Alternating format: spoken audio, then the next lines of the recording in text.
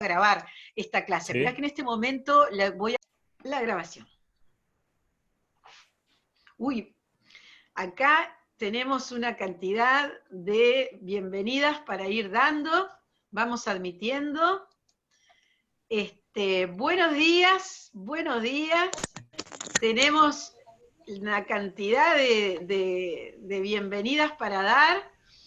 De la gente de siempre de la facultad, la de Silvia Heitos, Daniela Boer, Lourdes Pereira, voy nombrando, bueno, los estudiantes de siempre. Buenos Está días. José Roberto Herrera de Colombia, que hoy es el expositor, pero además como tantas veces ha participado también en las charlas, es casi que uno más en muchas de las charlas. Pero quiero en particular ir saludando a otros profesores de la facultad, que por la materia les he ido avisando y están participando. Quiero destacar al profesor Hugo Barreto, que es el director del Instituto de Derecho del Trabajo. Vi también al doctor Casalás, Carlos Casalás, que cuando yo era alumna de Derecho del Trabajo, él estaba en el equipo del profesor Barbagelata, que era el curso que yo iba. Entonces yo siempre lo recuerdo al doctor Casalás porque fue mi profesor de Derecho Laboral. Ahí lo veo, siempre lo recuerdo, profesor. Yo en realidad en laboral fui una más. No tengo problema en admitirlo, me gustaba mucho la materia, mucho. Pero yo lo recuerdo siempre al profesor. Era el doctor Barbagelata, el doctor Casalás, y el otro profesor era el doctor Dieste, Juan Dieste. Y venía los viernes para Seguridad Social el doctor Pitamilio. Ese fue mi equipo de profesores. Flor de equipo. Flor de equipo. Bueno, nada, de paso le cuento a mis estudiantes cómo recuerdo a mis profesores. Bueno, seguimos dando bienvenidas. Estamos también con el doctor Fabricio Modica de Paraguay, profesor de propiedad intelectual, amigo, ya también ha estado hablando con nosotros en este ciclo, en este rincón de internet de propiedad intelectual. Vi que está el profesor Leonel Salazar de la Universidad Central de Caracas. ¿Qué tal, Leonel? ¿Cómo estás? Él fue uno de los que inauguró el ciclo hablando del concepto de autor y la inteligencia artificial. Está Abigail de México, que es una de las Buenos días, Beatriz. Que tenemos. Buenos días, Leonel. Un gusto. Igualmente. Buenos días a todos, buenos días a todos. Buenos días. Buenos bueno, días. la doctora Silvina Vila, copiloto de la clase de propiedad intelectual de la Facultad de Derecho. Bien, aquí estamos. Días para todos. En general. Está entrando la gente, yo voy admitiendo en estos minutos, mientras admito, yo voy saludando, para ir también haciendo tiempo. Magdalena Balesteros, aprovecho para saludarte. Magdalena Balesteros, la doctora Magdalena, yo ya la conozco de la Red de Propiedad Intelectual, que es un conjunto de distintas oficinas relacionadas con la propiedad intelectual de todo el Uruguay. Es una iniciativa que la primera en presidirla hace 14, 15 años, fue la doctora Cristina D'Artaget, amiga de todos. La doctora Magdalena, está el profesor José Herrera, laboralista colombiano, que seguro conoce una cantidad de los laboralistas que hoy están presenciando, que es el padre del doctor José Herrera, de propiedad intelectual. Perdón que me interrumpí, lo que pasa es que Magdalena Balesteros es laboralista también, en la Universidad Católica, quería decir que Magdalena es la representante. Buenas tardes, buenos días, digo. Acá un saludo especial estamos a las todos. 12, estamos en la inflexión. Bueno, bienvenido, profesor José Herrera. Yo la verdad que yo veía a José Roberto Herrera, y decía, ¿qué le pasó? ¿Se congeló? No me acordaba que estaba el papá que iba a venir. Un gusto, mucho gusto, profesor. Yo él no tenía mío, gusto. profesora distinguida. Por favor, le explico a los estudiantes, sobre todo de la clase, que el profesor José Roberto Herrera, el padre del profesor José Roberto Herrera, es vicepresidente de la Academia Iberoamericana de Derecho del Trabajo, y además que fue integrante de la Suprema Corte colombiana y conoce una cantidad de profesores locales de derecho del trabajo. Es decir, estamos en una red en este momento de cruces de profesores, de materias, todo para escuchar el tema que no quiero demorar mucho más en arrancar, porque creo que ahora ya son una cantidad. Voy a cerrar los micrófonos. Voy a cerrar los micrófonos.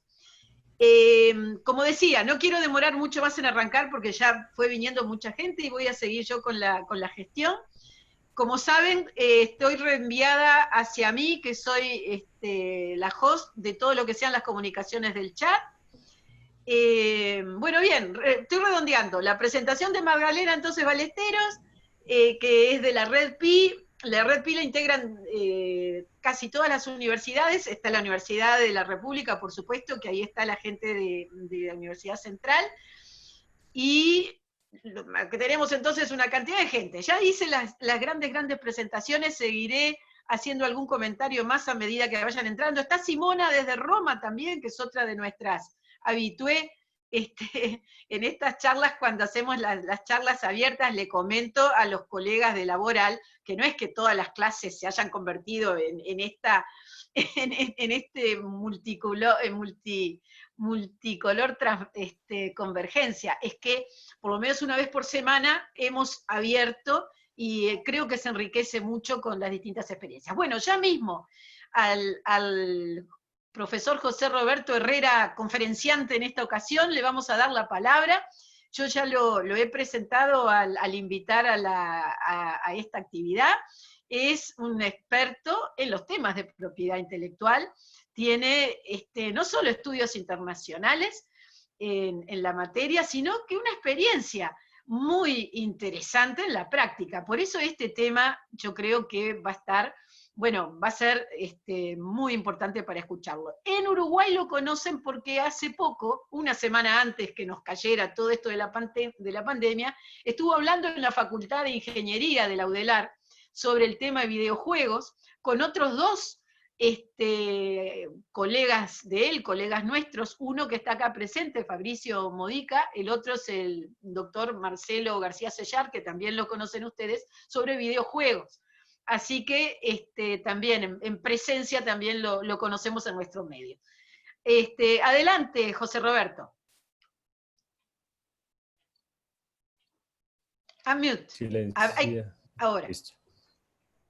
Perfecto. Bueno, muchas gracias, Beatriz, por la invitación. La verdad es un placer volver a hablar acá en la Universidad del Uruguay, ante el CEPI. También les agradezco mucho por esta invitación, esta vez virtual. La vez pasada fue presencial, que la verdad tuve muy buen viaje, muy buenos momentos en el Congreso ACIPI Uruguay, que aprovechamos esa visita en el CEPI para hablar de videojuegos junto a Aldo Fabricio, que por acá lo he conectado, y a Marcelo García, que no sé si está conectado, pero que aprecio mucho a los dos y pues sobre todo también a la hospitalidad de los uruguayos.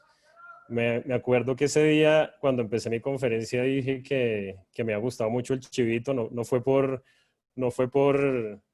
cortés, sino que de verdad me gustó. Pero ahora lo vuelvo a invocar porque acá en Colombia tenemos un plato, bueno, el chicharrón, que tal vez conocerás, Beatriz. El chicharrón es un plato bastante pesado. Y los abogados, cuando nos cae un tema complicado, decimos que nos cayó un chicharrón. No sé ustedes si tengan un término similar allá, pero este tema que voy a explicar hoy es de verdad un tema chicharrón, como decimos acá, porque es bastante pesado. Esto en cada país, el tema de la transferencia de los derechos patrimoniales de autor es muy distinta, los requisitos. Tiene mucha regulación muy distinta, no hay armonización. Entonces, bueno, quería primero agradecer por eso y explicarles desde ya que no va a ser una conferencia tan suave, sino un poco más densa. No va a ser tan entretenido como efectivamente fueron los videojuegos o lo que nos hablaba Aldo Fabricio de las redes sociales y Marcelo García del tema audiovisual, sino que este tema pues va a ser un poco ya más, poco más jurídico, creería también, a pesar de que las exposiciones anteriores pues sí, también obviamente con su componente jurídico, este sí es un poco más pesado en cuanto a ver los requisitos, ¿sí? Sin embargo, esto no deja de ser importante. Quisiera empezar también explicándoles un poco de cómo llegué acá, también que ven a mi padre conectado. Esto, gran parte, pues, es del motivo por el cual yo estoy explicando este tema, es porque tuve una experiencia previa, gracias a que mi padre me dio la oportunidad de trabajar con él apenas me terminé la universidad, trabajé mis primeros años como laboralista, raso, a secas, solamente laboral. Me encanta el derecho individual, sobre todo el trabajo, pero mi verdadera pasión por mi gusto con la música y la verdadera protección que quiero por los creadores, por eso me dediqué al derecho de propiedad intelectual ya posteriormente. Sin embargo, pues no quise abandonar todo este tema de lo que he aprendido en derecho laboral y por eso en el año 2000, del 2007 al 2008, cuando hice mi tesis de maestría en Múnich, en el Max Planck, escribí un estudio comparado de las legislaciones de Estados Unidos, de Alemania y de Colombia frente a este tema, frente a la regulación de propiedad intelectual en cada país y el tema de derecho laboral, viendo pues las diferencias, porque hay unas diferencias significativas, teóricas, más les adelanto una conclusión, más aclaro desde ya que esas diferencias son más teóricas porque en la práctica vamos a ver que el resultado frente a la propiedad o los derechos patrimoniales de autor normalmente están en cabeza del empleador o del contratante cuando tenemos un contrato de prestación de servicios. Igualmente quería comentarles que tuve la oportunidad de escribir en este tema un libro que también te voy a enviar el link, Beatriz. Se llama Employees Intellectual Property, creado por una abogada sueca muy famosa. Ahora es la presidenta de IPPI de Suecia, del capítulo de Suecia. Ella se llama Sanna Wolk y yo escribí el capítulo de Colombia en este tema. El capítulo uruguayo, sé que lo escribió Gustavo Fischer, en este tema y pues hace un estudio comparado de cada país frente a esto de las relaciones de trabajo y propiedad intelectual, concentrándose un poco más en el contrato de trabajo, pero sin dejar a un lado el tema del derecho, del contrato de prestación de servicios, como lo llamamos en Colombia, que es ya lo que mide esa relación civil, ¿sí? Entonces, bueno, eso como un abrebocas. Ya en cuanto a resaltar la importancia de este tema, como tú comentabas, existen un gran volumen de obras creadas en todo el mundo mediante precisamente los contratos laborales o los contratos civiles, y el gran debate, por supuesto, es a quién pertenecen estos derechos patrimoniales o en el derecho anglosajón el copyright, si pertenece al trabajador, si pertenece al empleador, si pertenece al contratista, si pertenece al contratante, hablando ya del contrato de prestación de servicios. Entonces, esta es como la gran importancia del tema, ¿sí? El segundo la importancia es que también viendo ya para los no expertos en propiedad intelectual, existe un tratado en derecho de autor, el más importante, el Convenio de Berna. En este tema puntual no existe armonización, ¿sí? No existe en el Convenio de Berna algo que nos diga en un contrato laboral los derechos patrimoniales son del empleador o del trabajador, eso no existe. Y por eso pues cada país es el que entra a regular esto. Obviamente, al igual que existe en el derecho del trabajo y en el derecho de autor, también existen los principios de favorabilidad, en donde prácticamente en derecho de autor está el principio del indubio pro autor, en donde cualquier duda se interpreta a favor del autor, ¿sí? Del autor empleado. Y en el contrato pues, laboral, ustedes saben perfectamente, para los laboralistas el principio de favorabilidad, en cualquier duda se interpreta pues es a favor de ese trabajador, ¿sí? Existen algunas excepciones a nivel internacional en este tema que sí se regulan, como es la Directiva Europea de Programas de Computador. En esta directiva sí dice explícitamente, sí incluye una presunción en donde se dice, si yo no pacto de quién son ese copyright o esos derechos patrimoniales de autor, se entiende que son del empleador, o del contratante. Bueno, la directiva solo habla de contrato de trabajo, pero se entiende que son del empleador, ¿sí? Entonces, esta es como el único intento de armonización. Sin embargo, como vuelvo les digo, ya cuando uno se va a la legislación local de cada país, vemos unas diferencias muy grandes, ¿sí? Acá lo que yo les voy a explicar, como les decía, es el contrato de trabajo, pero también me voy a hacer algunos comentarios sobre los contratos de prestación de civil y los contratos de prestación de servicios de naturaleza civil. Para los no expertos en el tema de derecho del trabajo o que no tienen algún conocimiento, aunque entiendo que tus alumnos ya todos están terminando y asumo que pues ya todos vieron esta rama, simplemente hacer una rápida distinción entre pues esos contratos de trabajo y los contratos de prestación de servicios. Los contratos de trabajo pues tienen tres elementos. La OIT, que es la Organización Internacional del Trabajo, obviamente ha ratificado pues todo este tema de la existencia de estos tres elementos desde sus orígenes del contrato de trabajo, que es la prestación personal del servicio, que pues el contrato de trabajo solamente puede ser prestado por un humano, que digo humano porque ahorita también con todo este debate de la inteligencia artificial, de las máquinas, ese tema que también está hablando de los robots, también es otro tema, pero también que aprovechando el tema de la tecnología que vemos por la actual pandemia, también es otro tema para de pronto otro webinar. También por la existencia pues, de un salario, y tal vez el más relevante y que distingue del contrato de prestación de servicios pues es la subordinación, que es precisamente pues esas órdenes que da el empleador, la dotación en ciertos casos, el cumplimiento de ciertos horarios que no se ven en el contrato de prestación de servicios, porque es un contrato donde ese contratista tiene mucha más autonomía. No quiere decir que ese contratista pues no reciba órdenes, pero no son órdenes suficientes para llegar a decir que existiría una subordinación, ¿sí? Entonces, bueno, normalmente esos son los tres elementos del contrato de trabajo para que los distingamos del contrato de prestación de servicios. ¿Qué pasa ya con el tema de la propiedad de las horas creadas en esta relación de trabajo? Normalmente están reguladas bajo los estatutos de propiedad intelectual, en leyes de propiedad intelectual. A diferencia de algunos países que en principio regularon este tema incluso en estatutos de trabajo. Digamos, en España se reguló al principio la propiedad de estas obras en el estatuto de trabajo. Sin embargo, esto después fue modificado por la ley por ley interna de propiedad intelectual, de derechos de autor, pero quería hacer esa breve acotación de que esto incluso se ha regulado por contratos, por la ley laboral. Sin embargo, pues la tendencia mundial se ha sido por la ley de propiedad intelectual. Entonces, bueno, esto sí era la introducción general al tema. Ahora voy a explicar el primer país del estudio de esa tesis de maestría que hice.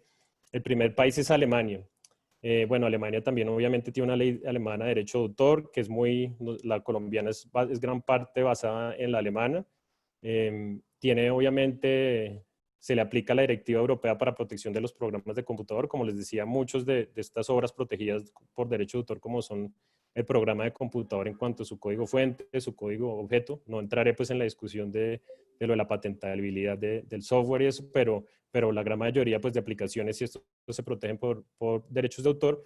Y esta directiva pues, europea se aplica en Alemania específicamente para las obras que son programas de computador. También el código obviamente de trabajo alemán tiene esta trilogía de los elementos para identificar el contrato de trabajo, y el sistema de derecho de autor alemán no es un sistema dualista como los tenemos en Latinoamérica, que es dividir derechos morales y patrimoniales, sino que el sistema de derecho de autor alemán es un sistema monista, en donde no existe propiamente esa división de derechos patrimoniales y morales. Los derechos patrimoniales en Alemania no se transfieren. Yo digo que esto es una diferencia más teórica que práctica, porque los derechos, pues finalmente sí terminan muchas veces en cabeza del empleador, y esto ya es una discusión más teórica. Hay un tratadista en Alemania muy conocido que se llama Adolf Dietz, que pues escribiendo en inglés, yo leo un poquito alemán, pero no soy fluido para nada.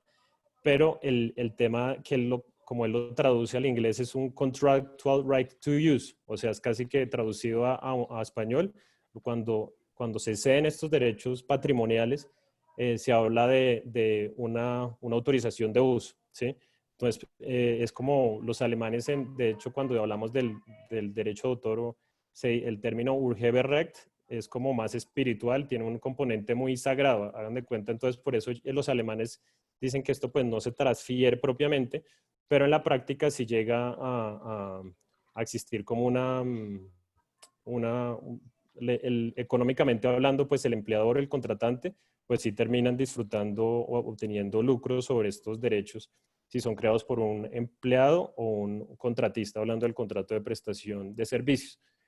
En Alemania, obviamente, al igual que en el sistema continental del sistema dualista de derecho de autor, también obviamente incluso protege mucho también pues al autor bajo todos estos principios de la prohibición de usos futuros en licencias, que la duda se interpreta pues a favor de ese trabajador contra ese trabajador autor, que no otorgamos más derechos de los que se pacten pues en una licencia, solamente son los derechos que se pacten, o por ejemplo, autorizar ese uso de la comunicación, de la reproducción, no quiere decir que por eso estoy autorizando también la comunicación pública, solamente se transfieren esos dos derechos, o ese derecho si yo no pacté en la licencia el otro. Sin embargo, a pesar de que en Alemania pues el trabajador autor tiene ese derecho de autor, a diferencia de países ya entrando al sistema norteamericano, donde el sistema norteamericano, el empleador por regla general, en principio tiene esos derechos, si hay un work made for hire, como llaman los americanos, tiene ese copyright, mientras que pues en todo este sistema continental, incluyendo Alemania, pues es el trabajador autor el que lo tiene. Igualmente el contratista autor el que lo tiene. Entonces ahí ellos son los que tienen eso. En Estados Unidos se reversa este principio, pero desde ya entonces digo que una de mis conclusiones en este estudio es que pues esta diferencia es más teórica que práctica, porque pues los empleadores terminan gozando, o los contratantes, estos derechos patrimoniales.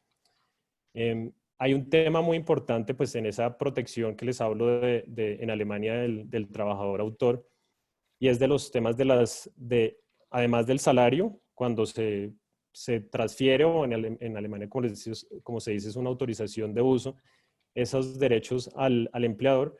En muchos casos se hacen en convenciones colectivas o pactos colectivos, se consagran en ciertas industrias una extra remuneración diferente al salario, porque se ha comprobado que muchas veces pues los empleados son mal pagos en relación con los ingresos que han tenido las empresas por sus creaciones, y en algunas convenciones o pactos colectivos se han incluido ciertos aspectos para hacer una extra remuneración, ya sea como una comisión, hablando en términos más laborales. Igualmente se ha hablado pues también en ciertos sectores, por ejemplo, lo que ha pasado con la Directiva Europea del Mercado Único Digital. Cuando habla de los editores de prensa, se ha consagrado un derecho de remuneración para ellos, un derecho de remuneración de pronto para los no de propiedad intelectual. Normalmente los derechos de propiedad intelectual, los económicos, permiten al autor el control de la obra frente a un acto de comunicación pública, que no sea controlar una comunicación pública que ellos quieran, ellos tienen ese monopolio. Pero a veces cuando yo tengo un derecho de remuneración en propiedad intelectual, yo no es que tenga esa potestad de controlar esa comunicación, sino que eso lo controla pues es un autor, pero sin embargo yo sí tengo el derecho a que cada comunicación que se me haga, yo reciba una remuneración sobre eso, ¿sí? Entonces eso es lo que también están planteando en Europa con la Directiva Europea, la última del Mercado Único Digital, dar ese derecho de remuneración en creaciones como en la prensa, en los editores de prensa que han sido tan afectados por todo este tema pues de las nuevas tecnologías, y ese pago se hace normalmente por los prestadores de servicios de Internet, ¿sí? Pero el punto que quiero transmitir con esto es que sí se hace en Alemania también se discuten todo este tema de los derechos de remuneración en ciertas industrias, y llevando esto al tema de propiedad industrial, ya el tema de patentes. Les quería comentar la existencia de la ley alemana del 18 de enero del 2002, en donde tengo un comentario. Hablando de los temas autoralistas, ¿no? Sí. Desde esa perspectiva, antes que vayas a patentes, agregando un elemento para comentar sobre todo, ¿no? Porque estábamos hablando de que evidentemente hay una cesión y hay esa tendencia más allá de lo que puede ser la previsión en algunas leyes que nosotros no tenemos en Uruguay, o sí la previsión contractual, en definitiva es la tendencia en todo caso, de decir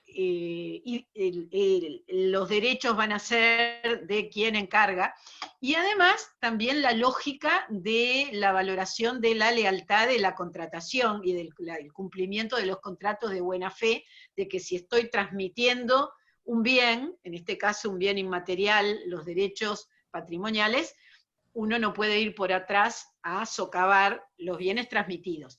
¿A qué voy con esto? Que aquí estamos hablando de la creación inmaterial, estamos hablando de esa proyección de la personalidad del autor en una creación, por ejemplo, musical, y hay una originalidad, que es el famoso tema personalidad del autor.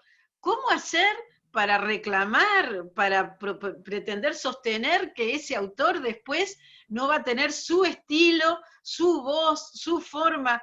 Pensemos en algún creador que tiene esa forma tan personal de cantar por la voz que tiene, ¿no? Es decir, hay estilos que es imposible disociar de una manifestación. Eso tiene que generar, obviamente, ser fuente de conflictos y problemas, ¿no? Digo para poner algo como para comentar desde esa perspectiva, cuando estamos hablando del derecho se cede, lo encargo, en ese tema, y me imagino no, y es así, que incluso en disciplinas que de repente para el ojo nuestro, que no somos expertos, no vemos las diferencias, software, arquitectura, el que sí sabe, se da cuenta cuando es la mano del arquitecto que trabaja para ese grupo empresarial, el que hace algo, y ni que hablar de ese programador que está trabajando para esa empresa de software que se sabe que es la mano que está, o la cabeza, digo la mano pero señalé la cabeza, que está trabajando para ellos cuando va de un lugar a otro. Nada, quería, no sé si entreverar, pero ver lo difícil que también puede ser desde los requisitos del trabajador intelectual. Te dejo ahí el comentario, Claro. José Roberto. Sí, no, sí, muy pertinente porque es que a veces cuando también digo que el software pues tiene esa presunción de transferencia, hay ciertos eventos en donde uno queda con esa duda porque claramente un desarrollador puede ser igualmente un artista, un desarrollador de videojuegos que hace un algoritmo tremendo para crear un juego, pues puede ser también considerado un artista y no verlo como casi una máquina. Entonces, eso pues, es totalmente pertinente y a veces puede ser un poco el peligro de las presunciones, aunado a lo que comentabas de los derechos morales de estos autores trabajadores, donde también la realidad es que los pierden muchas veces, a pesar de que nuestras legislaciones también consagren pues, la existencia súper sólida en cuanto a la protección de esos derechos morales, muchas veces ellos los pierden. Entonces, siguiendo el tema bueno, de lo que comentábamos de Alemania, de lo que iba, esto era una breve, mi conferencia, pues sí, lo voy a centrar sobre todo en derechos de autor, haciendo unos comentarios en propiedad industrial, pero lo que Fabricio les... tiene una pregunta, Fabricio Ajá. tiene una pregunta. Sí, muchas gracias, Beatriz. Perdón por la interrupción, José Roberto, pero Tranquilo. no sé si lo vas a tocar más adelante o por allá me estoy adelantando, pero cuando habías hablado de que Alemania adopta la teoría monista, los derechos de autor, lo mismo ocurre con Paraguay, ¿no? En el sentido No que sabía. nuestra ley no permite la cesión total de los derechos patrimoniales, justamente habla también del uso. Y aquí hay algo, digamos, que de alguna manera podemos considerar como una omisión en la ley paraguaya, porque en la ley paraguaya cuando habla de la cesión de los derechos patrimoniales dicen que los derechos cedidos en algún momento tienen que revertir al cedente. Entonces, si revierten al cedente significa que tiene que ser por un plazo limitado.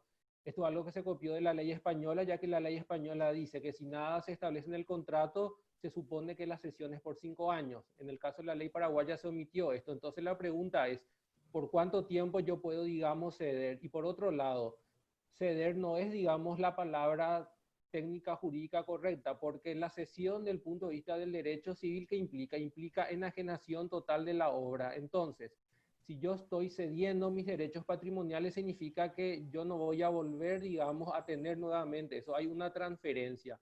Pero se dice que en algún momento debe retornar eso al cedente, entonces lo que tenemos en esencia es una licencia. Entonces, para los derechos patrimoniales no podemos hablar de cesión. En el fondo es una licencia de uso, ya que me establece o me limita por cuánto tiempo. Ahora bien, digamos, mi pregunta es, como la ley paraguaya no establece un plazo, pero dice que en algún momento tiene que revertir esa cesión al cedente, entonces pregunto, si yo establezco una cesión o una licencia de uso por el tiempo que dure los derechos patrimoniales, que en este año, que en el caso de la ley paraguaya sería 70 años post-mortem para los derechos patrimoniales, no sé si eso se podría equiparar a una cesión técnicamente hablando o seguirá siendo una licencia de uso. No sé si la ley alemana, digamos, se refiere a estas cuestiones. Sí, gracias Fabricio. No, me empata con lo que está hablando de Alemania claramente en cuanto a, porque no es para nada, como les digo, este tema tal cual es un chicharrón en cada país. Y ahí lo que pasa con la ley alemana, el autor que les comentaba, Adolf Ditz, dice que es ni siquiera habla de licencia. Ellos dicen, hay otro que se llama Nimmer, el Tratado de Derecho de Autor de Nimmer, que ya es americano, pero que habla también de la legislación alemana, criticando ese punto de que si es ese sistema monista, pues es más teórico que práctico, y habla lo que les decía, un contractual right to use. Acá lo que veo que pasa pues en el caso colombiano, sí es que es plenamente dualista. Sí, pues si tú cedes esos derechos patrimoniales, se entiende que es pues hasta la finalización de la duración de los derechos.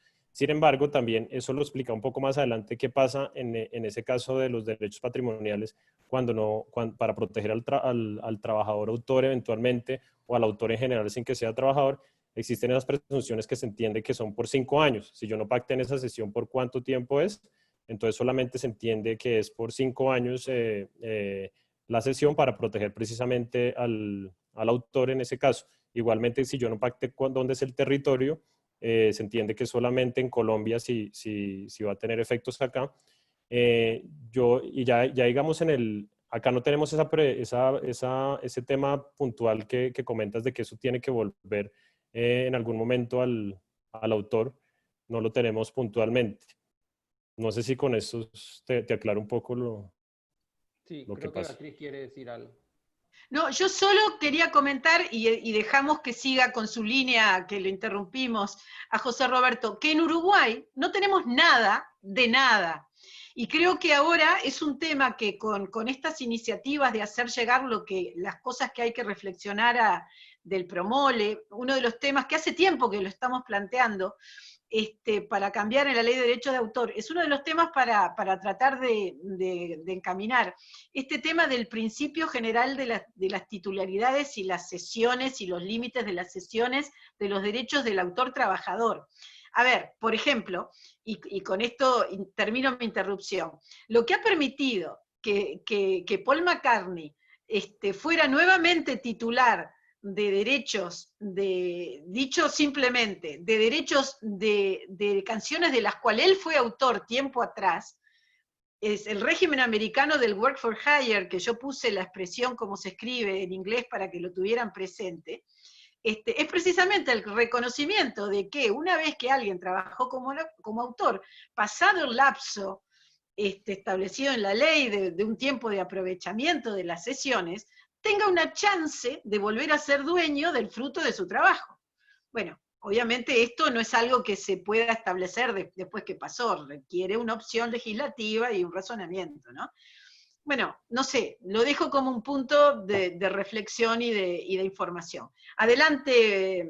Perdón, ahora interrumpo yo. ¿Cómo andan? Bueno, ahora le toca a Paola. Adelante, Paola. Yo no voy a hacer menos, perdón, aparte estaba justo Beatriz tocó el tema de Uruguay. No, nada, saludo a todos, excelente José Roberto, es un tema que se habla muy poco y la verdad que es sumamente importante. Y solo quería contar una anécdota breve que todavía tampoco tengo para darles la respuesta, pero hace poco, con todo este tema de la pandemia, empecé a ver en redes y me llegaba por WhatsApp la invitación a ingresar en una área virtual donde una empresa, en realidad es un museo, que obviamente tenía las puertas cerradas, lo que empezó a hacer es como unas caricaturas de los propios funcionarios mostrando el museo.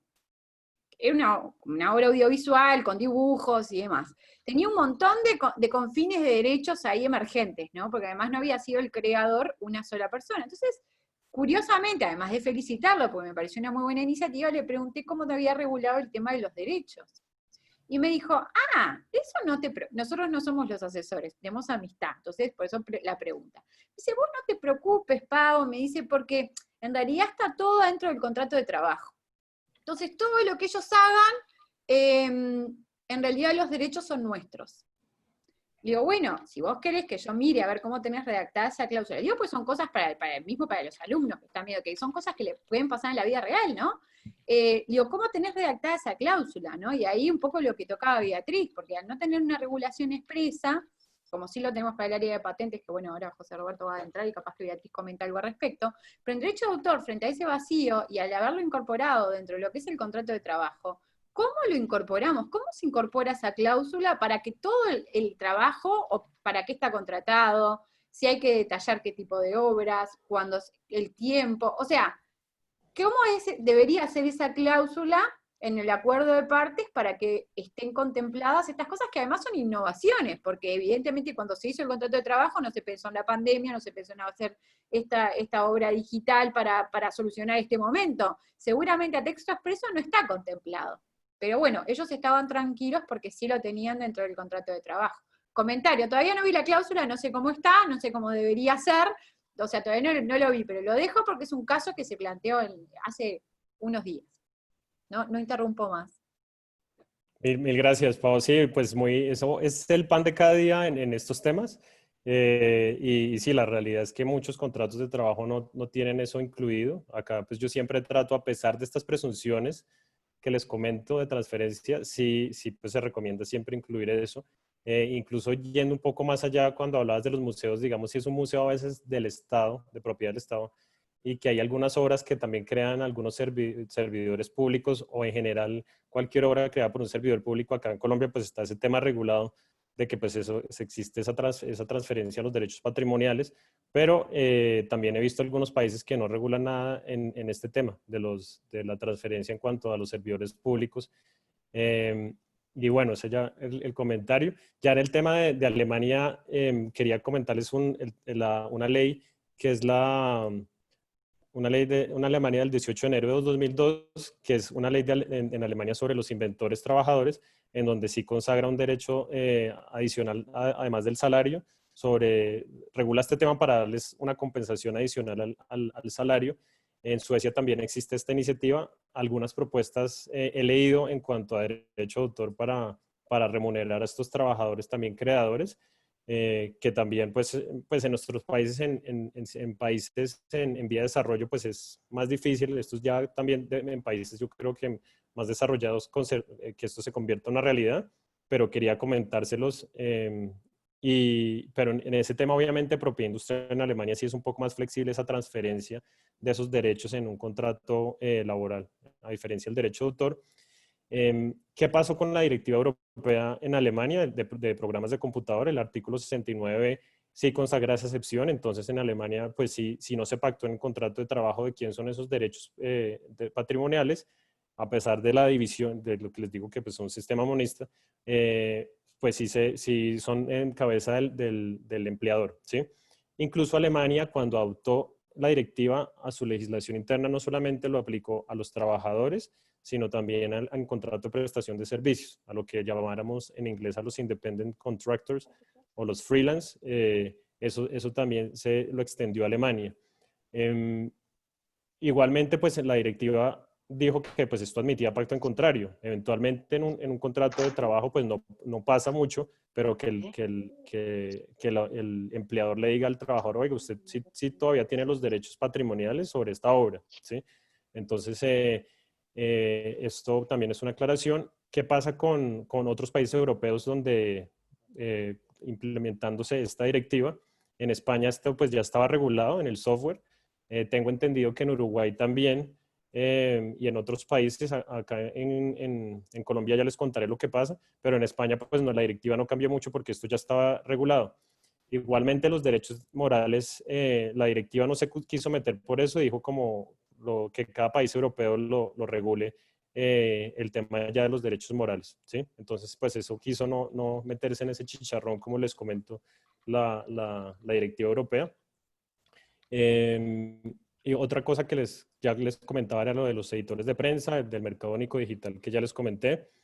Pero la gran conclusión, ya terminando un poco este abrebocas de Alemania, es que pues esta regulación a veces me parece que sí ha sido impráctica en cuanto a esas transferencias, porque sí es a veces como un saludo a la bandera. Tenemos este término que sí, tenemos esto consagrado en papel, pero en la práctica es otra cosa, porque la realidad sí es que al menos en la explotación económica de la obra sí es del empleador y el contratante. Obviamente esto tiene un sentido también en justicia, que yo sí le estoy pagando un salario, le estoy pagando una suma a un contratista, pues también para que yo tenga ese disfrute de esos derechos, pues tiene eso.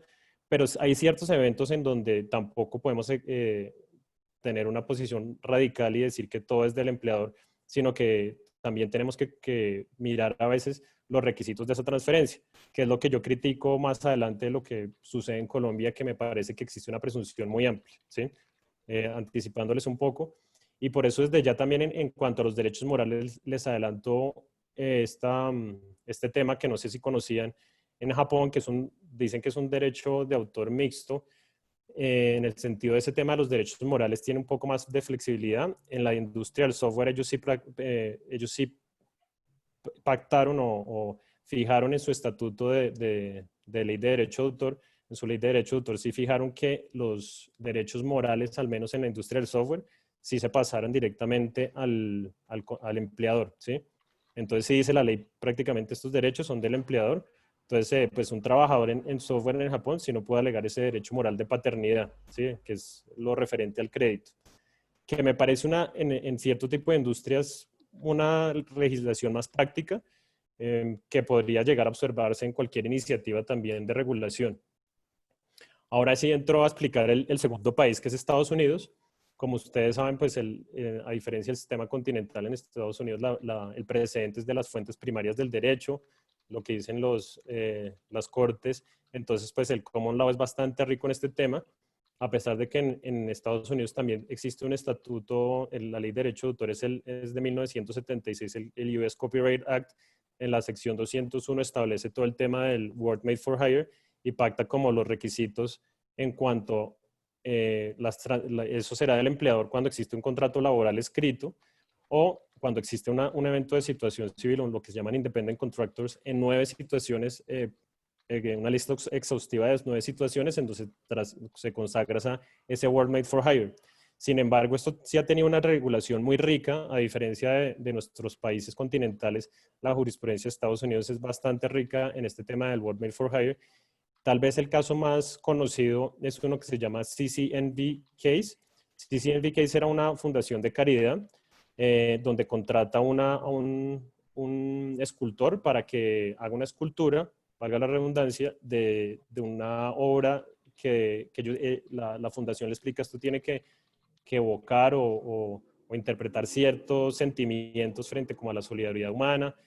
El tema es que nunca pactaron hicieron este acuerdo verbal, pero nunca hicieron lo que también nos pasa mucho, no solamente pues en Estados Unidos, que pues tienen de pronto más formalidad en esto, pero también en nosotros, más aún que no pactamos precisamente lo que comentaba Paula, no pactaron de quién era el derecho del copyright en este caso, y entonces ahí empieza a discutirse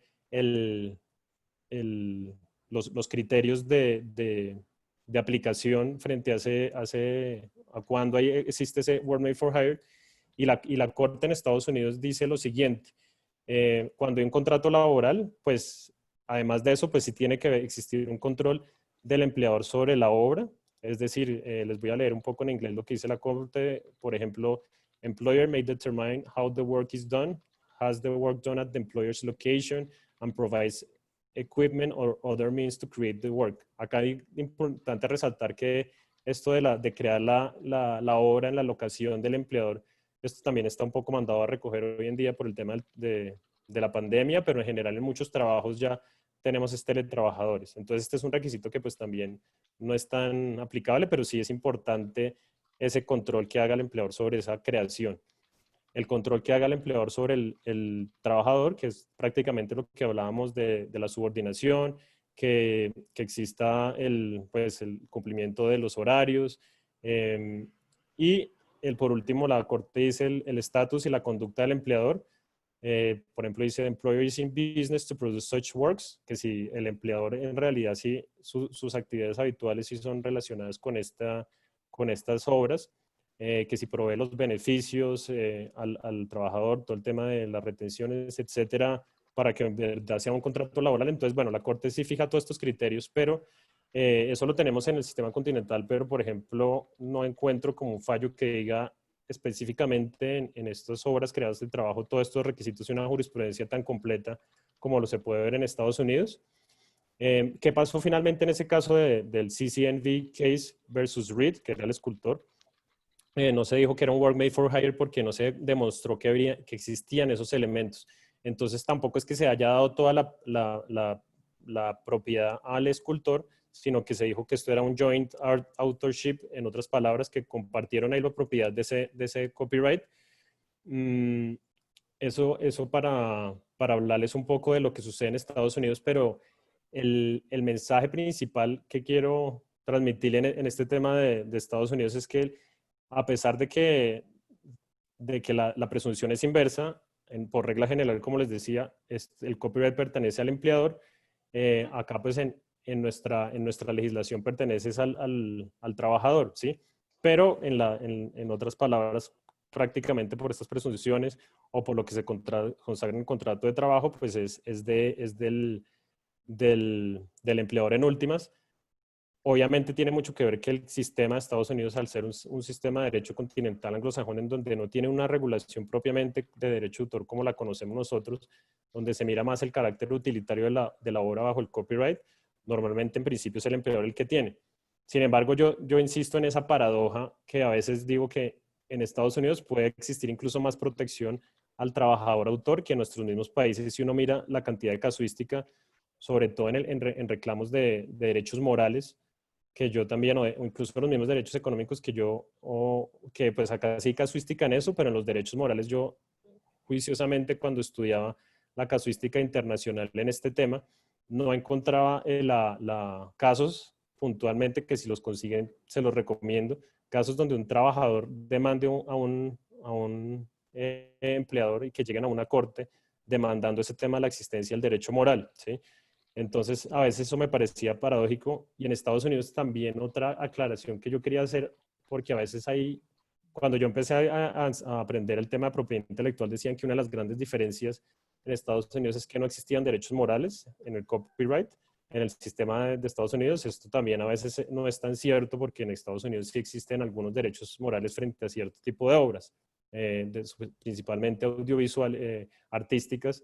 Sí existen unos estatutos para la protección de derechos morales, no como en nuestra legislación pues para todo tipo de obras, pero sí a veces creo que es paradójico como esta protección que uno cree en principio que existe en el autor trabajador en nuestros países. De hecho, este tratadista que yo les comentaba, Niemer, que tiene unos libros de propiedad intelectual muy amplios, cuando habla de este tema del work made for hire, él opina lo siguiente. Dice, given the requirement that works for hire fall within the scope of employment, it follows that if an employer and employee agree that even works prepared outside of such scope will be considered works for hire, those provisions of the contract are invalid. Esto quiere decir que incluso si yo en un contrato laboral y digo que, bueno, esto es un work made for hire, pero, no en un contrato laboral, sino en un contrato de prestación de servicios en ese país, y digo que esto es un work made for hire, pero no me están en la lista exhaustiva de lo que consagra el estatuto, eso se dice que no es no estaría bajo las normas del work made for hire, y la propiedad pues sería del trabajador en ese caso, que es un tema que yo quería agregar un detalle, que el autor que mencionaste, norteamericano, es el autor, es como decir el autor supremo, ¿no? Estamos hablando de nivel superior de doctrina de derecho comparado. Era porque, como no hemos hablado mucho de doctrina norteamericana, es Niemer, ¿no? Digo, lo más. Entonces sí, mencionarlo a él es como decir Gamarra de derecho civil, digo, Gamarra, punto.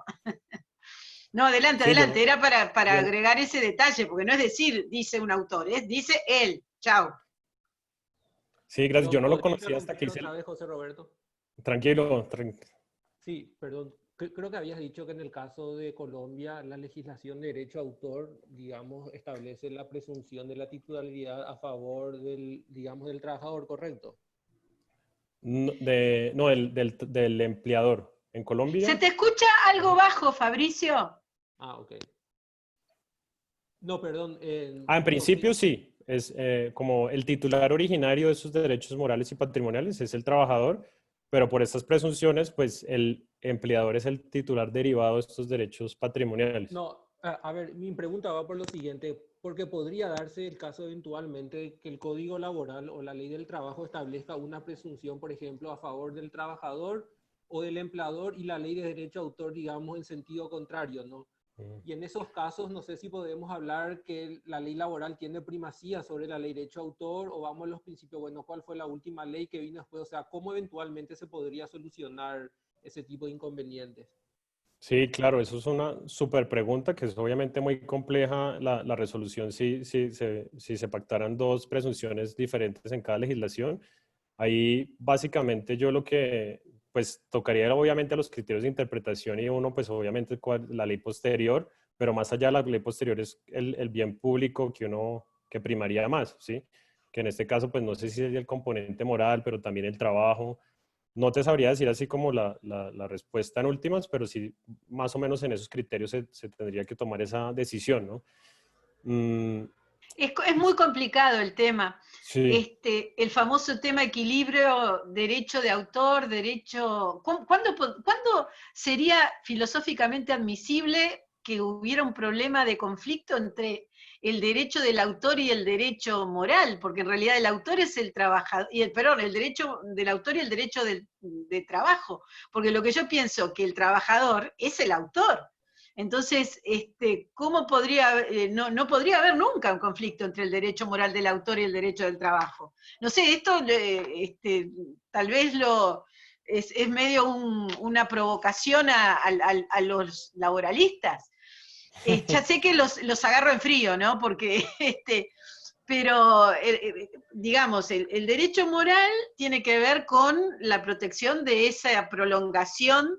Se ríe Magdalena, por lo de provocación, pero cuando uno dice, porque ¿cuál es el problema? Es cuando el titular de los derechos patrimoniales, que no es el autor, está diciendo, yo tengo un derecho sobre la base de la normativa autoralista.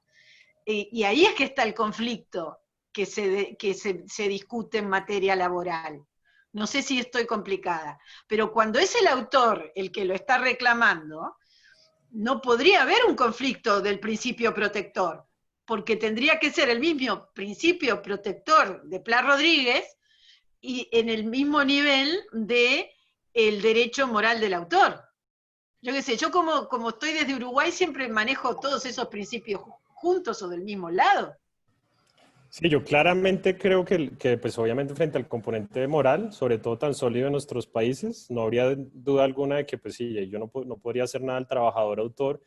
La duda obviamente es el componente económico que sí, a ver quién terminaría si se aplicaría una presunción de este estatuto o el otro. Yo pensaría que pues sí se aplicaría más yendo al lado del empleador, ¿no? Por la justificación, obviamente, que pues, se le paga un salario para explotar comercialmente esa obra más allá del tema moral, obviamente. El doctor Hugo Barreto levantó la mano. A ver, doctor, abra el micrófono. Yo estoy provocando tremendamente, lo sé. Sí, yo respondo a esa amabilísima provocación, Beatriz, y aprovecho a saludar al colega José Herrera y también transmití por chat recién a la profesora Bugallo que le extienda mi saludo al profesor Herrera de la Academia Iberoamericana de Derecho del Trabajo, del cual somos también integrantes. Así que saludos a la familia Herrera en particular y un gusto compartir con ustedes desde el punto de vista del derecho del trabajo es tal como dice la profesora Bugallo, o sea, el peso que tiene en nuestro país la cultura jurídica, diríamos, de los principios, del derecho del trabajo, el principio protector y las distintas reglas que según la construcción del profesor Pla Rodríguez ha hecho, hace que el derecho del trabajo se enseñe en el Uruguay y se aplique también a través de los tribunales laborales con una muy fuerte impronta en los principios. No solamente, reitero, por la obra de Pla en sí mismo y su notable incidencia, sino también por una característica que tiene el derecho uruguayo, a diferencia del derecho de otros países latinoamericanos, y es que no cuenta con una ley de contrato de trabajo, ni con un código de trabajo. Por lo tanto, la relación individual de trabajo, que es la que conformada por el contrato de trabajo, o en el marco del llamado contrato de trabajo, en realidad no es otra cosa que una yuxtaposición de distintas normas que históricamente se han ido sucediendo desde el año 1915 hasta nuestros días. Desde el inicio mismo de la legislación laboral hasta hoy se han sucedido, se han acumulado aluvionalmente las normas laborales y ellas no responden, diríamos, a un patrón codificado ni sistematizado. Por lo tanto, hay algunas definiciones básicas, entre ellas la de empleador, la de trabajador, la de contrato de trabajo, que no tienen un sustento legal. Y en ese sentido, diríamos que ese punto de vista del derecho positivo uruguayo, más esa construcción histórica y cultural de los principios de Pla Rodríguez, más el tercer elemento que quiero sumar ahora, que es el valor, diríamos, relativo que tiene la voluntad o el consentimiento individual en la relación de trabajo, hacen que esas sean, diríamos, los parámetros bajo los cuales, desde el punto de vista del derecho laboral uruguayo, uno podría enfocar el conjunto de los derechos patrimoniales y morales del trabajador durante la ejecución de la relación de trabajo. Quería agregar esos tres elementos, entonces, diríamos, de la cultura laboral uruguaya que coadyuvan en el enfoque que desde acá se puede tener del tema que muy bien viene desarrollando el colega José Herrera. Profesor Hugo, me da un gran gusto saludarlo. ¿Qué tal? ¿Cómo está? Expresarle mi complacencia. ¿Cómo no? Claro. Quería, si me lo permiten, hacer un pequeño aporte al tema, advirtiendo que en materia de derechos de autor, mis únicos conocimientos son el número celular de José Roberto. Pero entrando en materia, ciertamente esa tensión de derechos, ambos de estirpe humana, como son los derechos de autor y derechos laborales, en ese sentido, yo creo que el tema no solamente es de orden legal, laboral o de derechos de autor desde el punto de vista legislado, sino que asciende a la categoría de normas constitucionales. Es un problema de orden constitucional. Y en Colombia, por lo menos, el asunto yo creo que se dirimiría con base en esos principios, valores y normas constitucionales que establecen una protección especial para el trabajo. De manera que esos derechos del trabajador, cuando no están acordados por las partes y hay una prevalencia clara en ese sentido, o cuando hay ese convenio que privilegia ese derecho, tendría esa protección constitucional por la tutela especial que da la Carta Fundamental.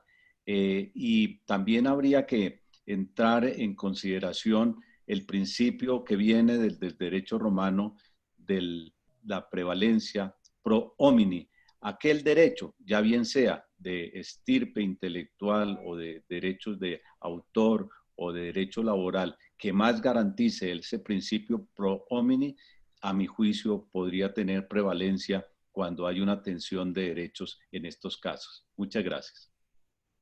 La doctora Magdalena Ballesteros también quería participar. Adelante, doctora. El micrófono. Exactamente, enrabado un poco, bueno, saludos a todos, ¿no? Pero no quiero demorarla. Enrabado un poco con lo que decía el profesor José Herrera, justamente, remitiéndonos un poco también a lo que es el derecho constitucional y, bueno, internacional de derechos humanos en general.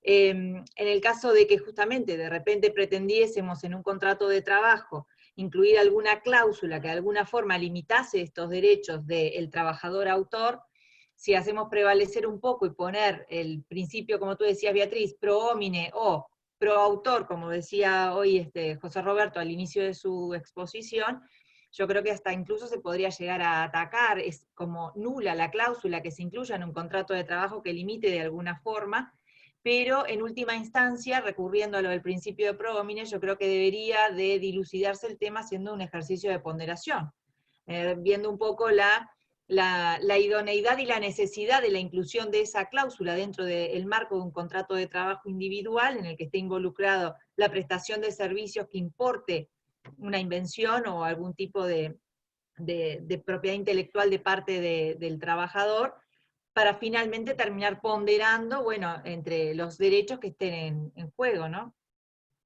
Por ahí. Estoy de acuerdo. Sí, sí. Hay excepciones en nuestra normativa respecto del creador de la obra audiovisual, como recién recordé, de la periodística, que después de todo es creación autoralista, con la apertura que dejó nuestra ley a la creación periodística, que todo siempre también ha generado un gran debate desde el punto de vista del autor trabajador y del alcance del derecho moral. Es decir, son puntos que no hemos hablado demasiado en nuestra interrelación laboral autoralista, pero son áreas que quedan siempre muy, muy abiertas, ¿no? Bueno, no le quiero sacar minutos al expositor que se pone nervioso y mira el reloj. Adelante, profesor. ¿Cuánto tiempo nos queda, Beatriz, para ver cómo estamos? Porque no he empezado ni siquiera Colombia. Yo tengo la 1 en punto. Habíamos ¿Sí? dicho hasta la 1:30, 1:40. Bueno, listo. No, tú redondeas. También el profesor Leonel quería hacer un aporte al final hablando de cómo es en Venezuela el asunto. Digo, para organizar todo, y bueno, y habrá preguntas y cosas prácticas también para preguntar. Adelante, claro. Tú te organizas, José Roberto. Perfecto. No, siguiendo el tema de Estado, bueno, muchas gracias también por la pregunta de Aldo Fabricio, que armó todo el debate, que es precisamente muy interesante y que coincido que el tema se solucionaría mirando la Constitución, bajo la Constitución, sopesando todos esos derechos. Ya finalizando el tema de Estados Unidos, donde les decía que a mí me parecía paradójico también la protección al trabajador en cuanto a sus casuísticas. Hablando de otro caso, por ejemplo, en Brown versus Cosby, hay una resolución que dice que si el empleador no le paga el salario, si se paga del plazo para pagar el salario a ese autor trabajador, pierde ese ownership of the copyright, esa propiedad en el tema ya del sistema continental, serían los derechos patrimoniales. Perdería incluso eso. Hay una resolución, un caso que habló de eso puntualmente. Ya entrando al caso colombiano, que es un sistema dualista, como les comentaba, donde se permite pues, ese tema de las cesiones directamente de los derechos patrimoniales, sin las limitaciones que nos comentaba Aldo Fabricio que sucede pues, en Paraguay. Obviamente, pues yo solamente puedo hacer esos derechos puntualmente los que pacto en el contrato. Acá existen en Colombia, antes del 2011, yo hice mi tesis, la tesis que les estoy comentando, esos 3 países en derecho comparado de este tema, la hice en 2007-2008, cuando se reformó la ley en Colombia en este tema, que fue la ley 1450-2011, pues me tocó volver a hacer después la tesis y afortunadamente después pude escribir en el libro que les comentaba de Sana Walk, porque sí existió una gran reforma en este tema en el 2011 en Colombia. Acá antes, en Colombia, el 2011, para cualquier transferencia de derechos patrimoniales de autor, se exigía que el documento fuera por escritura pública o documento privado ante notario. Se discutía si ese requisito se aplicaba igualmente en contratos laborales, en contratos de prestación de servicios, y existían 3 posturas. Algunos decían que solamente en los laborales, otros decían que en los de prestación de servicios, perdón, en los dos, en los laborales, otros decían que en los dos, otros decían que ninguno, que esto no se aplicaba para estos contratos. Afortunadamente, con la ley 1450-2011 se solucionó este tema y no se exige esta formalidad. Entonces, en cualquier transferencia de derechos patrimoniales de autor, ya sea mediante este contrato de prestación de servicio laboral, no se exige esto. Entonces, esto como una primera acotación. También pues, se planteó mucho este tema de la obra futura. Esto ya existía en la legislación, pero pues esa prohibición de transferir obras futuras, que a veces habían contratos donde decían en obras por encargo que se prometía que cualquier obra futura que crea el trabajador o el contratista se transfería. Entonces eso se prohibió, pero a veces también es dudoso con estas presunciones de transferencia que pues en últimas hay obras futuras porque uno no sabe qué va a hacer el trabajador, pero pues si es relacionado con el trabajo, obviamente uno diría se transfiere, ¿sí? Entonces vamos a llegar a estudiar ya puntualmente lo que se reformó en los contratos laborales y civiles. Lo anterior fue esa modificación en ese formalismo de la transferencia.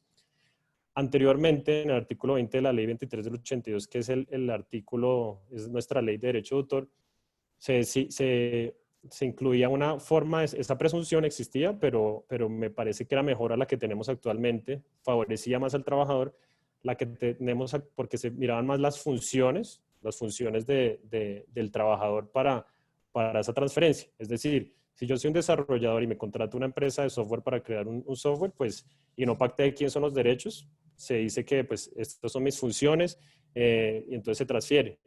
Acá se dice que las actividades habituales son el criterio para tener en cuenta esas transferencias. Es decir, si no se pactó de quién son esos derechos patrimoniales, si la obra está relacionada con esas actividades habituales del empleador o del contratante, se transfieren esos derechos patrimoniales al empleador o el contratante. La crítica grande de esto es que obviamente se amplió mucho la transferencia y ya no se miran las funciones, ¿sí? Esto no es solamente el caso colombiano, sé que también en Nicaragua, en Honduras, en Salvador y Costa Rica se hace esta presunción, lo que yo creo que mejora pues los intereses, porque una empresa puede tener unas actividades habituales muy amplias, pero un trabajador que de pronto no eran sus funciones sí puede estar perdiendo sus derechos por esta presunción, ¿sí? Por eso desde ya también yo creo que sí es importante, incluso en estos contratos laborales, a pesar de estas existencias, estas presunciones, pactar la propiedad de estas obras. ¿Qué pasa, digamos, en otros países? En Estados Unidos, como vimos, pues existen esa lista taxativa para los contratos civiles y algunos requisitos para los contratos laborales. En el caso de Uruguay, Brasil, Francia, Argentina, sé que solamente se aplica esta presunción para los programas de computador. No existe una presunción así para todo tipo de obras. México hace una solución salomónica porque en México no sé si sea tan bueno, pero parecería, en teoría, no sé cómo ha llegado a la práctica este tema a México, pero sí en su legislación establecen que si hay silencio, se dividen los derechos patrimoniales entre 50 y 50 entre trabajador y empleador, si no se pactó eso, que es una de las disposiciones como en propiedad intelectual bastante curiosas, la solución que tomó México. Como en muchos otros temas en México, a veces vemos unas salidas muy interesantes. ¿Qué pasó en Colombia frente a los derechos morales? En este artículo no se dijo nada, en el anterior decía que se preservaban, acá no se dijo nada, entonces también quedamos cuando salió esta reforma, uy, ¿qué pasa con estos derechos morales? Los perdió, pero pues los derechos morales en todo caso son irrenunciables, imprescriptibles, inalienables, como ustedes lo saben, es un derecho humano en nuestros países. Entonces acá lo que sí dijo el artículo fue que la titularidad para ejercer la infracción de esos derechos morales puede ser del empleador, pero sin embargo, pues con la autorización obviamente del titular original, él puede hacer una acción, pero pues con la autorización de ese autor para evitar la duplicidad de acciones. Eso se dijo. Sin embargo, se guardó silencio frente a los derechos morales porque decía que el artículo decía que se preservaban esos derechos morales y acá pues se quedó ese interrogante. Y por eso a veces yo en industrias específicas como el software, mi tesis era, pues no mi tesis, pero me parecería interesante plantear ese tema, por ejemplo, que planteaban en Japón del software, si evidentemente se podrían llegar a hacer este tema de la transferencia de derechos morales en cuanto a paternidad de esas industrias, que puede sonar muy polémico, pero es uno de los temas que ya les comento que pasan en algunos países. Incluso acá pues existe lo que les decía, esa paradoja de la casuística, que yo no he encontrado un solo caso de esos derechos morales donde el trabajador le reclame al empleador la infracción de los derechos morales, que si consiguen también les pediría que me envíen. Y la paradoja con Estados Unidos de que yo a veces sí veo una casuística muy sólida en esa protección a veces al trabajador autor con este caso que les comenté, que es el de la Suprema Corte en Estados Unidos, o el Brown versus Cosby del caso del salario cuando no se paga, que no hay copyright. Hay otro que se llama May versus Morganelli, que solamente, pues, que reitera que solamente se puede el Word Made for Hire en contratos civiles en esa lista de la sección 101, 2 del US Copyright Act. Entonces, yo obviamente esto, si alguien lo quiere, porque pues sé que así leyéndole los nombres no me van a entender, pero si alguien quiere artículos, incluso le compartí uno a Beatriz de la situación en Colombia, si lo quiere rotar, pero también les puedo compartir, digamos, de este tema, estas diapositivas. Yo no tengo ningún inconveniente en compartirlas. El artículo lo voy a colgar en el grupo Facebook de la clase, todo Perfecto. eso, y lo voy a enviar como quieran. Sí, adelante. Perfecto. Bueno, ya casi, pues ya entró como a hablar de las ventajas de estas presunciones de transferencia y hablar un poquito de propiedad industrial. En el primer tema, las presunciones de transferencia, yo creo que sí son muy buenas, obviamente, crear estas presunciones porque es la agilidad en los negocios y la realidad práctica antes de teórica de exigir en muchos casos, oiga, no, pero es que necesito una sesión de cada desarrollador de software para que usted me firme, ¿sí? Obviamente todo esto admite prueba en contrario y, como yo les digo, tampoco se puede meritar el carácter artístico de un desarrollador que sí puede llegar a producir una obra, pues que de hecho produce un derecho de autor, pero en ciertos casos sí puede ser más individual que en una empresa de 200 desarrolladores que produjeron una licencia de Microsoft Word, ¿sí? Entonces, pues esas ventajas que vienen del derecho norteamericano me parecen muy prácticas hacerlas en cierto tipo de industrias, esas presunciones, resaltando también que esas presunciones en cuanto a los términos supletorios, como el que les hablaba de los 5 años en Colombia, que se creó en la ley 1411 del 2011, es muy importante también para proteger el autor, para que pues no pierda así todos esos derechos patrimoniales o ese derecho patrimonial puntual, y solamente sea por 5 años si no se llegó a hablar de esto en el contrato, ¿sí? Y el otro tema es que el salario, pues en muchas veces también es importante evaluar si en realidad está remunerando a estos trabajadores autores y si vale la pena en ciertas industrias también tener ese derecho de remuneración o compensación adicional, como incluso les comentaba en Alemania o con el caso de los inventores en patentes, que a veces pues sí, una patente puede ser multimillonaria, pero se le pagó a un inventor una suma muy baja frente a lo que en realidad, y se transfirió la titularidad de esa patente. Si eso eventualmente pueden, incluso no por la vía ya de una ley, sino también por convenciones o pactos colectivos, también es una iniciativa muy importante. Pero la gran crítica que yo les comentaba en Colombia es que sí, estas presunciones se deben basar no en las actividades habituales del empleador, sino en las funciones del trabajador. Creo que el concepto de las actividades habituales de la empresa puede ser muy amplio y también es relativo porque no se sabe a veces qué son las actividades habituales de la empresa, si es lo que está en el objeto social de una sociedad o puede ser lo que publicita. Entonces no es tan claro este concepto de las actividades habituales. Igualmente tener en cuenta si el trabajador creó esa obra con los medios proporcionados por el empleador, porque a veces o en el horario, todo este tema también se tendría que en una regulación de eso se tiene que tener en cuenta, porque a veces sí, por una presunción puede perder derechos sobre una obra que en realidad no tenía relación con su trabajo, ¿sí? Ya en propiedad industrial, el criterio principal, como les decía, es que sí es un poco más fácil transmitir estos derechos al empleador.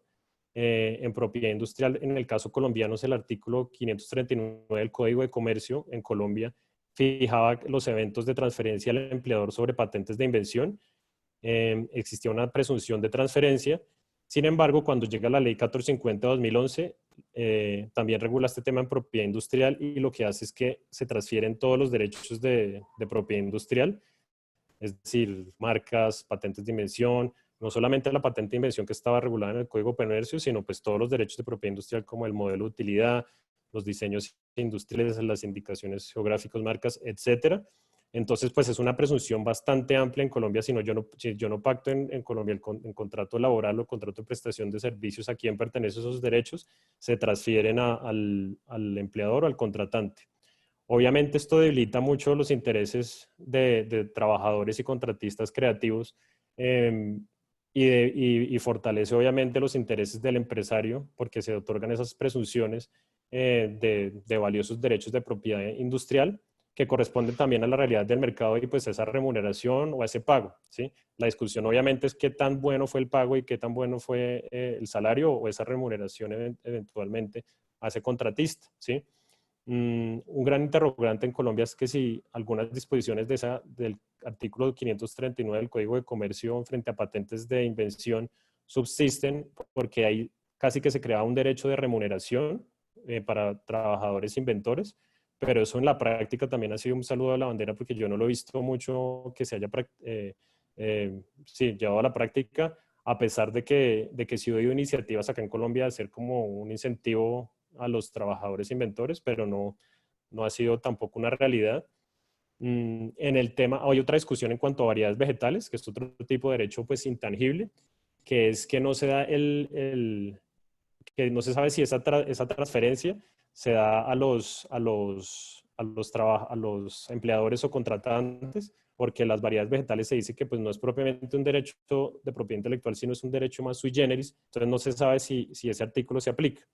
Hay una pregunta de Beatriz que quería sí, terminar. No, yo quería comentar a lo que tú decías, José Roberto, que evidentemente la consideración de la ley y de todo el derecho comparado distinta del creador de la parte industrial, inventor, al creador autor del tema creaciones estéticas, está en que la patente es más corta, la patente no tiene derechos morales de la intensidad, de la proyección de la personalidad, porque no son derechos humanos en la categorización de igual de la Declaración Internacional de Derechos Humanos. Es decir, hay una consideración fundamental distinta.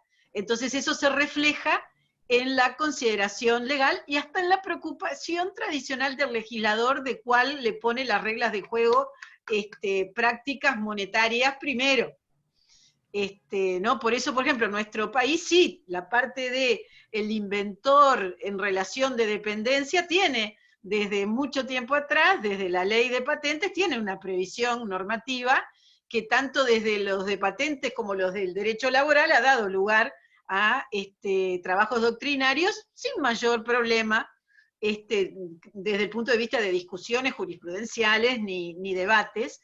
¿Por qué? Bueno, porque en definitiva la patente termina y chau, ¿no? Es decir, en el plazo que implica que luego se abre al dominio público para aprovechamiento y crecimiento. Quería simplemente destacar la consideración distinta de unos y otros. El problemático es el derecho de autor por esa fuerza de los derechos morales sobre la base de la consideración de derecho humano, ¿no? Que es lo que lo acerca a esa naturaleza distinta también, en esencia, con el derecho del trabajo. Nada, era eso, para recordarlo.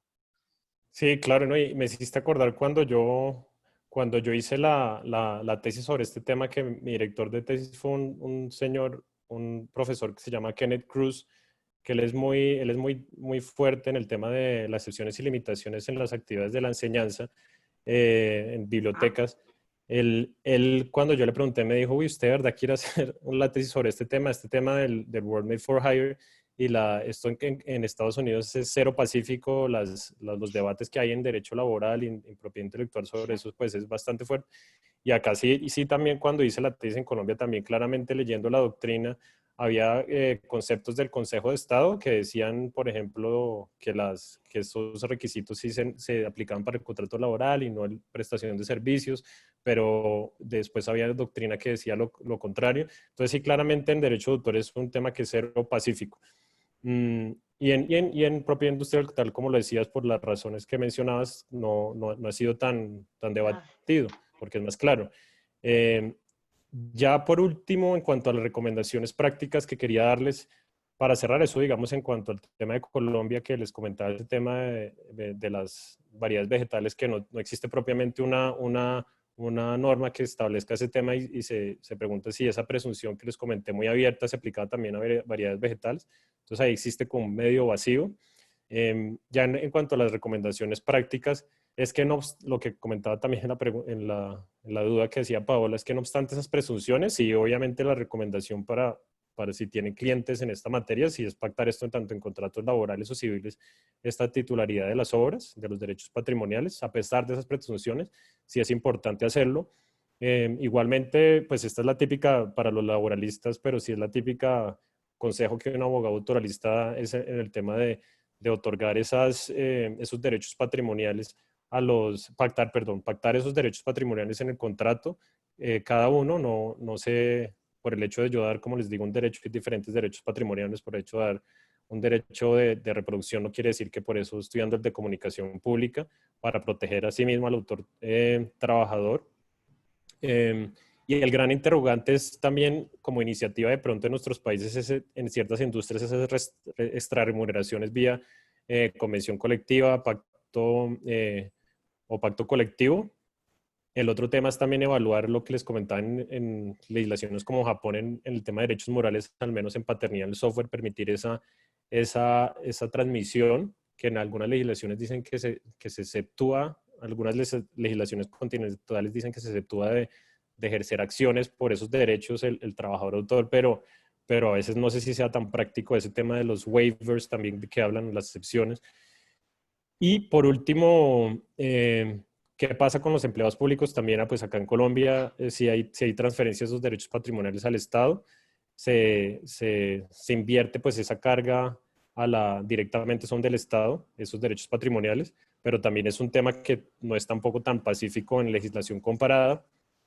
Y por último, como yo les dije que iba a hablar de derecho del trabajo y propiedad de relaciones de trabajo y propiedad intelectual, ya es un tema menos frente a quería cerrar la conferencia, ya es un tema menos frente a la propiedad de las obras, es un tema más ya de derecho colectivo, contándoles un poco sobre lo que ha pasado acá en Colombia con los sindicatos hay un sindicato de actores que sí mejoraron mucho la calidad de los derechos de los trabajadores en esta industria, que es claro, otra forma de intersección entre el derecho laboral y la propiedad intelectual, en donde yo sí creo que sí ha faltado mucho en cierto tipo de industrias que se utilice esta herramienta para mejorar muchas condiciones, porque claramente en nuestro país sí había muchos abusos frente a esta industria, frente a productoras sí se comprobó que en muchos casos, por ejemplo, no tenían contratos laborales, personas que claramente tenían subordinación. Esto obviamente pues no es fácil frente a algunos productores que pues ya las cargas de producción son bastante onerosas para tener que pagar contratos laborales, pero en ciertas situaciones esto también ha fortalecido mucho. En Estados Unidos, por ejemplo, en algunos gremios, los llamados guilds literarios principalmente, a veces son muy fuertes comparado a lo que se ha hecho en derecho laboral en nuestros países, que creo que esta es otra de las ramas que se deben observar también para regular. Entonces, con esto quería cerrar todo. Nuevamente, gracias a Beatriz. Para mí también un orgullo contar con mi padre por acá también, que estoy muy agradecido porque se haya conectado también, porque no sabía si... Dos profesores José Herrera en una conferencia. ¡Puf! Yo soy Díaz. Yo soy Díaz. Sí. Hay diferencia en el segundo apellido, pero esto es espectacular. Bueno, pero acá no termina, tenemos algún comentario más pendiente, pero igual vamos haciendo un aplauso para el conferencista, porque la verdad esto estuvo muy bueno, muchas las manitos que van apareciendo. Yo sé poner la manito también de aplauso, ahí está. Yo me despido, les agradezco mucho y les cuento que muchas gracias porque aprendí mucho de ustedes. Pero por favor, doctor, un gusto y encantados también desde Uruguay, ¿eh? Bueno, nosotros seguimos unos minutos más porque tengo acá unas preguntas y unos comentarios más pendientes. Encantados de escuchar sus enseñanzas, profesor. El profesor Leonel Salazar de Venezuela quería hacer unos comentarios. Leonel, adelante, te escuchamos. Buenos días, estás, Beatriz. Leonel? Bueno, hola. Bueno, encerrado como casi todas las personas en este mundo. Mira, felicitaciones al profesor José Roberto Herrera por su muy brillante exposición. Yo solamente quería decir que en Venezuela el tema de la propiedad intelectual y la relación del trabajo no fue nuevo.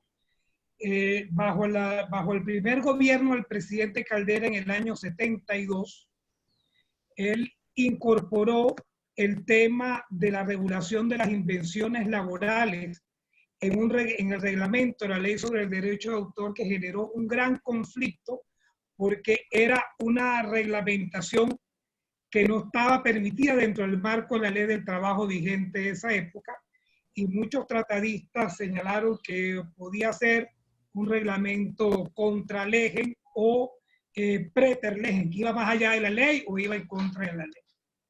Luego esa normativa fue nuevamente recogida en la ley del trabajo, luego resumida finalmente en la ley orgánica del trabajo, hasta la última reforma, que fue realmente la acabose en materia de invenciones laborales, no solamente, o sea, no para el sector privado, sino para el sector público, como bien refería el profesor Herrera en su conversación, y es que hay un dispositivo legal en esta nueva ley que es del año 2012 que dice que la producción intelectual generada bajo relación de trabajo en el sector público o financiada a través de fondos públicos que origine derechos de propiedad intelectual se considerará del dominio público, manteniéndose los derechos al reconocimiento público del autor o de la autora. Bueno, decir que es del dominio público es decir que todo lo que se cree dentro del sector público, incluyendo las universidades o centros de investigación y de desarrollo público, toda esa investigación cae al dominio público. Es decir, yo no diría que sería dominio público en sentido típico del derecho de autor, sino que caería dentro de esa concepción socialista comunista de apropiación social del conocimiento, apropiación pública del conocimiento. Independientemente de que la norma volvía a mantener todavía los conceptos de invención de servicio, invención libre vocacional, suprimió el sistema de la invención de empresa, sí reconoció, y aquí un poco así para mi amigo Fabricio que está allí, una norma que es realmente interesante, que son los derechos morales del inventor. Cuando en materia laboral dice que el trabajador siempre conservará los derechos morales sobre sus obras e invenciones, y esto comprende el derecho al reconocimiento de la autoría, o sea, el derecho a la paternidad, el derecho a la integridad de la obra, a impedir la deformación, mutilación u otra modificación o atentado que cause perjuicio a su honor o a su reputación, y consagra los principios generales de los derechos morales que están contenidos tanto en la Decisión 351 como en la Ley sobre Derechos de Autor venezolana de 1993, que es el de que los derechos morales son inalienables, irrenunciables, inexpropiables, inembargables e imprecables. Bueno, con este breve comentario y felicitando nuevamente tanto al doctor Herrera padre y al doctor Herrera hijo, me despido por estos momentos, Beatriz, y dejamos aquí el pase para los comentarios que tengan que hacer. Un abrazo. Muchas gracias. Muchas gracias, Leonel, muy ilustrativo. En un cierto momento Fabricio dijo, tengo otra pregunta, y tuvo un problema porque hubo desconexión. Pero bueno, ya volverá. Esos son los temas de Internet. Bueno, a ver, súper interesante. Yo a lo largo de las charlas fui teniendo preguntas y comentarios varios relacionados con el cómo funciona todo este tema, ¿no? Por ejemplo, hay una afirmación que yo tengo en el pequeño manual que manejamos como base en el curso, y es que es cierto, por más que sea que en el contrato de los trabajadores que pueden firmar, están transmitiendo todo lo que sea que transmiten, están transmitiendo derechos patrimoniales. Los derechos morales son intransmisibles, pero la verdad es que hay salvo en lo que la ley, con esa redacción criticable que profesoras como la doctora Lipsic siempre han destacado respecto a los audiovisuales, bueno, y todos los otros temas, más allá de esos casos expresos, siempre queda el tema de que los derechos morales nunca se ceden, pero queda esa cosa de la presión de que, bueno, el día que reclame uno nunca más le van a dar un trabajo, ¿no? Esa es la famosa cuestión de hecho. Tanto José Roberto como Magdalena me hacen así, eso es una realidad. Porque más allá del ejercicio de los derechos está la situación. Los que hoy, por no tener un principio establecido propiamente, están desprotegidos, ¿quiénes son en la práctica? Arquitectos, músicos, que no están incorporados, ¿en qué supuestos? En obra audiovisual, informáticos y obra periodística, que son los únicos tres en nuestro derecho uruguayo me refiero, que son los que han logrado una normativa específica por razones, industriales, por razones de lobby, por las razones que quieran llamar. No sé si José Roberto quiere hacer algún comentario al respecto. Sí, claro, ahí tal vez pues la normativa colombiana que les comenté que transfieren en cualquier tipo de obra, no distingue esa industria si labores. Claro. Obviamente acá nosotros tenemos la presunción de la obra audiovisual que se transmiten los derechos patrimoniales al productor. Esa presunción pues sí favorecería, digamos, a los empleadores o contratantes en ese evento de cualquier tipo de obra, ¿sí? Pero pues también tiene esa arma de doble filo frente a que pueden perderlos y en ciertas situaciones también polémicas, como les comentaba, sí. Si hacen esas presunciones tan abiertas. Sí. Bueno, entonces si no hay más preguntas concretas, podemos ir redondeando la actividad. Moraleja, acá todo termina en contratos redactados para no tener problemas por faltas o falta de control de las leyes, que es lo que termina sucediendo en estos casos. No sé si alguien quiere hacer un saludo en particular, es el momento, porque si no vamos a estar cerrando directamente. Y bueno, está todo el mundo así haciendo, a mí me están llegando saludos, aplausos en el chat, porque como lo he cerrado, demoro, capaz que pierdo alguna pregunta, pero yo me pierdo entre los sí, excelente. Yo no sé si hay una pregunta es que olvidé el nombre, de Abigail, de la que trabaja en la... Ah, sí, Abigail tiene una pregunta. Adelante, Abigail, México. perdona. Sí, adelante.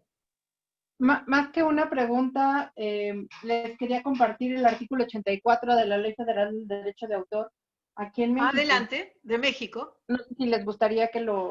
Sí, nos gustaría. Precisamente ese era el tema que me interesaba mucho, que sé que la legislación consagra este tema de la división 50-50, pero no sé cómo llegaba a aplicarse eso y me interesa. Adelante. Bajo contrato. Definitivamente bajo contrato y, por ejemplo, aquí en México, para el registro de una obra, las empresas, se tiene que presentar la empresa con su acta constitutiva y obviamente el contrato individual de trabajo, donde traiga la cláusula específica de a quién le corresponden los derechos patrimoniales sobre la obra. Ese es un punto importante que se les pide para el registro de la obra aquí en México, ¿no? Y el artículo 84 nos dice que cuando se trata de una obra realizada como consecuencia de una relación laboral establecida a través de un contrato individual de trabajo, que conste por escrito, porque aquí en México se da muchas veces que te contrato de palabra y eso es, a la hora de un juicio laboral, son válidos si se cumplen más de 6 meses. Pero bueno, ese es otro tema. La Ley Federal del Derecho de Autor te pide forzosamente que conste por escrito. Dice, a falta de pacto en contrario, se presumirá que los derechos patrimoniales se dividen por partes iguales entre el empleador y el empleado. ¿Ok? El empleador podrá divulgar la obra sin autorización del empleado, pero no al contrario. A falta de contrato individual de trabajo por escrito, los derechos patrimoniales corresponderán al empleado.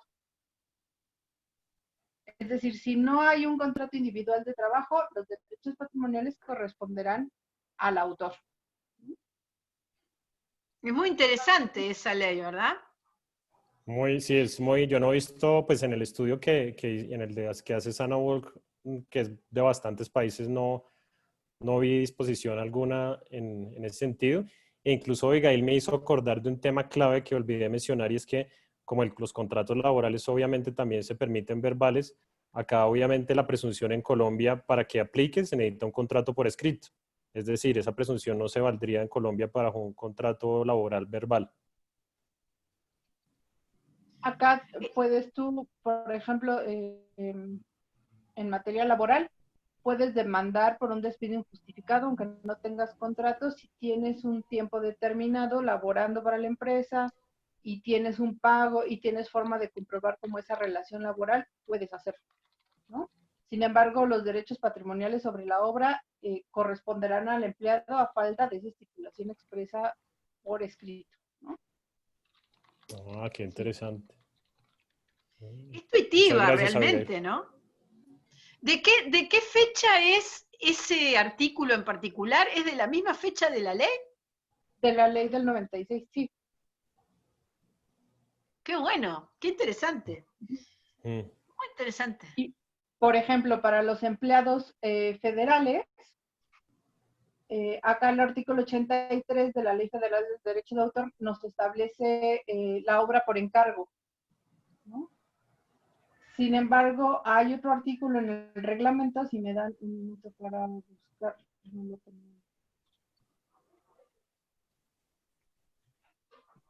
Yo creo que este es un punto que tiene que ser regulado en el Uruguay. No tenemos nada y es un paso para atrás. No sé, creo que eso de... Ya lo encontré. A ver. El artículo 46 del reglamento de la Ley Federal del Derecho de Autor nos dice, las obras hechas al servicio oficial de la Federación, que esto es propiamente para autores que están empleados en el ámbito gubernamental, ¿no? Que tampoco tenemos nada. Federativas o los municipios, ¿sí me escuchan? Sí. Ajá. Se entienden realizadas en los términos del artículo 83 de la ley, salvo pacto expreso en contrario en cada caso. Está bien. Es decir, que los trabajadores del gobierno se rigen bajo obra por encargo, ¿no? Salvo... Es razonable. Salvo pacto expreso en contrario.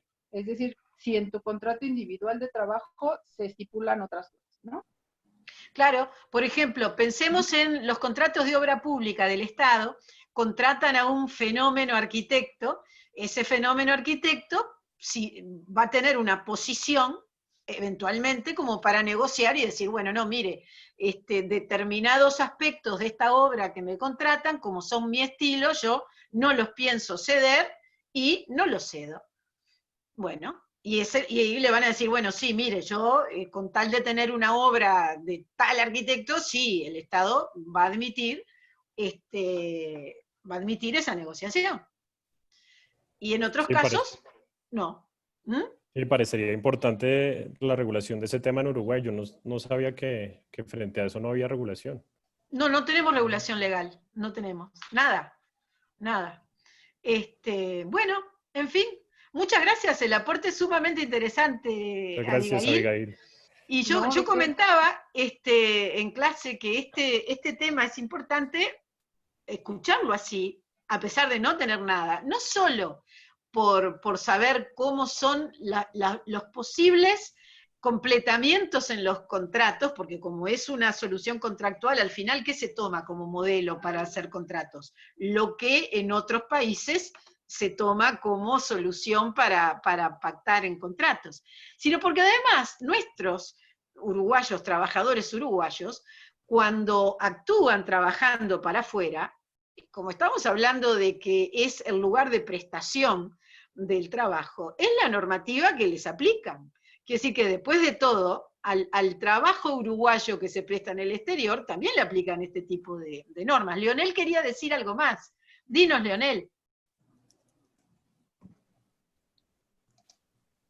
Sí, era precisamente sobre la cuestión de la remuneración al trabajador, y no quiero tomar mucho tiempo en esto, es que en la última reforma de la Ley Orgánica del Trabajo se estableció que los autores, trabajadores, mantienen sus derechos de forma ilimitada y por toda su duración sobre cada invención o mejora. Se autoriza al patrono, fíjense ustedes, quiere autorizar al patrono para explotar la obra solo mientras dure la relación laboral o el contrato de licencia otorgado por el trabajador al patrono. Pero el inventor tendrá derecho a una participación en su disfrute cuando la retribución del trabajo prestado por este sea desproporcionada por la magnitud de los resultados de su invención. El monto de la participación será fijado por la autoridad laboral competente.